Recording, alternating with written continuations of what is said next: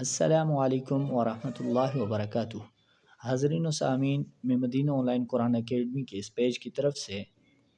دو تین سوالات بار بار پوچھے جا رہے تھے، ان کے جوابوں کے متعلق کچھ بحث کرنا چاہتا ہوں۔ اس میں سے پہلی بات یہ ہے کہ صدقہ فطر کب واجب ہوتا ہے، دوسری بات یہ ہے کہ کس پہ واجب ہے، اور تیسری بات یہ ہے کہ کن لوگوں کو دینا چاہیے اور کون سے مستحق ہیں۔ اور یاد رکھیے کہ صدقہ فطر کے لیے وہی لوگ جن کے اوپر زکوٰۃ لینا ضروری ہے، یعنی کہ زکوٰۃ کے جو مصارف ہیں وہی صدقہ فطر کے بھی مصارف ہیں۔ جیسا کہ سید اور غیر سید کی ایک بحث چل رہی ہے کہ سید کو نہ دیا جائے، اور اس میں بھی اگر دیکھا جائے کہ کسی سید کی اگر زوجہ غیر سید تھی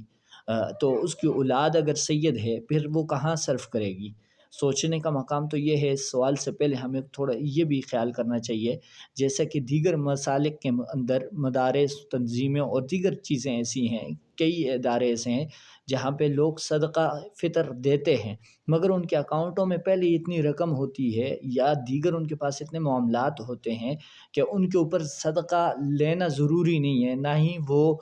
لے کر کے اس کا جو دینے والے کو اجر ہے وہ برابر مل سکے گا۔ میں سمجھتا ہوں کہ اس کو نہیں ملے گا، کیونکہ یاد رکھیے کہ جب تک اس جگہ کے لیے اس مقام کو ہونا ضروری ہے جہاں انسان صرف کر رہا ہے۔ ہم نے دیکھنا یہ ہے کہ اب مدارس کے اندر اور تنظیمیں جتنی بھی بنی ہوئی ہیں اور فلاحی ادارے بنے ہوئے ہیں، وہاں پہ لوگ کیا کرتے ہیں، لیتے ہیں۔ لیتے کیسے ہیں؟ اپنی نام پہ اکاؤنٹ بنایا ہوتا ہے، وہاں سے ریسیو کر لیتے ہیں، وہ چاہے کوئی بھی اینی ون بندہ ہو۔ میں اس کو کسی کو نام لے کے نہیں کہہ رہا کہ فلاں بندہ، کہنے کا مقصد یہ ہے کہ کوئی بھی تنظیم، فلاحی ادارہ یا کوئی بھی چیز ہوتی ہے، اس کا ہیڈ ہوتا ہے، اور ہیڈ جو ہے وہ آلریڈی اتنا امیر ہوتا ہے، اس کے اکاؤنٹ میں بہت سارے پیسے ہوتے ہیں، ان کے لیے یہ صدقہ فطر لینا درست نہیں ہے۔ اور اگر وہ لیتے ہیں تو ان کو چاہیے یہ کہ وہ ہیلا کریں، جیسا کہ شرعی ہیلا علماء اکرام، فقہاء اکرام نے لکھا ہے کہ ایک فقیر کو بنا کر کے پھر اس سے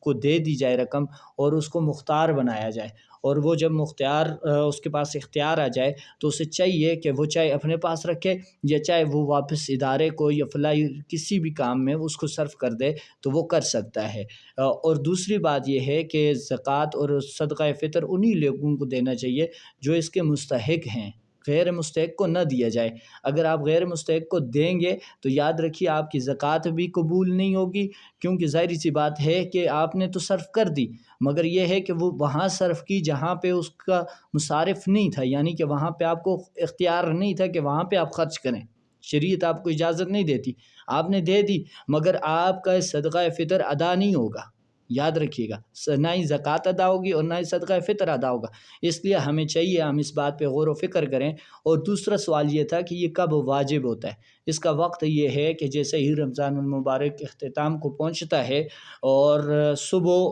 شوال کی پہلی تاریخ ہوتی ہے، شوال المکرم کی، اور عید کا دن ہوتا ہے، عید کے دن کی جوں ہی یعنی کہ صبح سحری کا وقت ختم ہو جائے، صبح صادق شروع ہوتی ہے، اور فرمایا کہ صبح صادق سے لے کے عید کی نماز تک کا وقت اس کا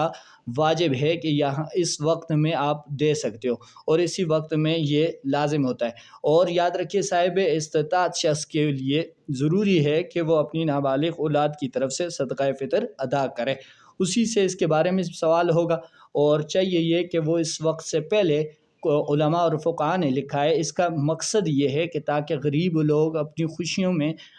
باقی لوگوں کے ساتھ شامل ہو سکیں۔ تو چاہیے یہ علماء اور فقہاء لکھتے ہیں کہ اس کو عید سے پہلے یعنی کہ رمضان المبارک میں ہی ادا کر دینا چاہیے، اور اس کی مقدار